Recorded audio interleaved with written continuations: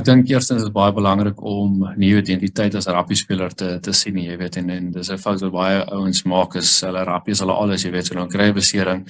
en ja, nou raak jy basies depressief van wat kan jy nou doen, wie is jy nou, jy weet, jy het nie meer identiteit oor jouself nie, so ek dink grond jou identiteit in iets anderste, behalwe rappie. Rappie is jou werk en dis iets wat jy doen, maar dit is nie al wat jy is nie. En dan tweedens sal ek sê om ringe of omsingel jouself met familie en vriende wat positief is, maar wat ook altyd eerlik is met jou, wat jou aanspreeklik gaan hou as jy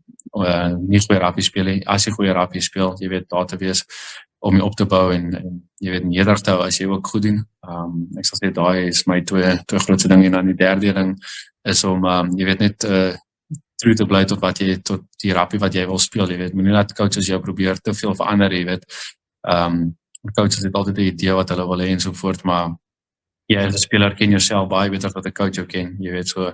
bly true aan jy weet, aan jou waardes en die manier hoe jy die game sien, jy weet, en as dinge nie werk ongelukkig met 'n coach is dit nou maar so, jy moet die coach altyd respekteer.